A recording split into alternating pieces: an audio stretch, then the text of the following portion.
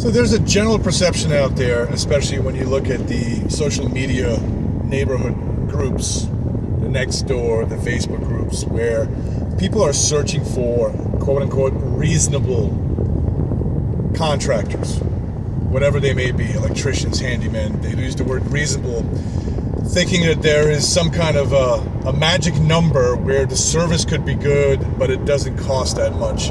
And it's a perceived number because the average person has no idea what it takes to run a business.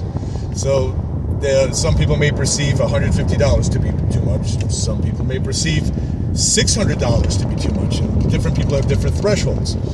I'm here to tell everybody, or at least remind you, that you get what you pay for almost every single time. Very few times are you able to get away with finding something cheap and somebody did something very cheap and it was a service that was good.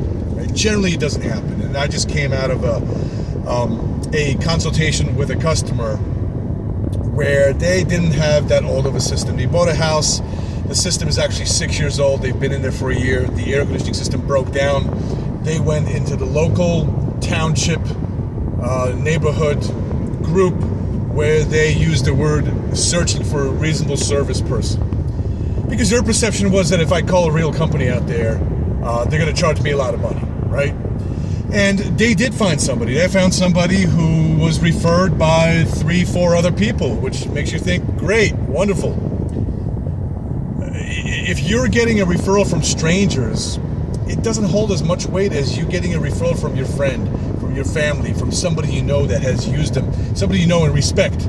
Because you could be getting a referral from somebody who is super cheap and doesn't care about what kind of service they get too. So you have to remember that. But what had happened is that this person came over. This person, not calling out this person at all, but this person is an unlicensed person, probably performing work that is on the side, meaning they work for a company, but they're probably stealing materials from that company to help you out, which is one way they become cheap. But that person did something very incorrect. They replaced a capacitor, which is generally a very easy job to do, with an incorrect capacitor. And what happens is when you replace it with incorrect capacitor, you now run into the danger of killing the compressor. And it's exactly what happened. A week afterwards, the compressor died, and a couple things happened. Number one, the client had zero success contacting that service person back. They did not answer the phone. Text messages, phone, nothing. So it's what I call a hit and run, where a service person comes, knocks you up for a couple $100, whatever it is. You think you did great, you think you did happy, but the long-term situation is horrible. So now a 6-year-old system has to be replaced. And basically from our standpoint of view, I explained to the customer the benefits of replacing the compressor by itself versus getting a brand new system, and the customer definitely saw the fact that we're going to provide 12 years warranty as a huge benefit, and they're going with a brand new system.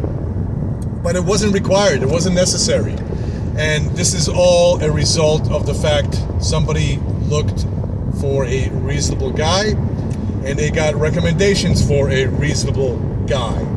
I'm here to tell you that the overwhelming majority of contractors, especially when you talk about small to mid-sized contractors, the ones that have been established for a couple decades and that have awesome reviews, are charging the appropriate price they need to charge for you to have the proper service. And they're not just looking out for you for this minute and the fact they're going to get paid this minute. They're looking out for you for a year from now, from 3 years from now. They're giving you the proper advice for the long-term decision.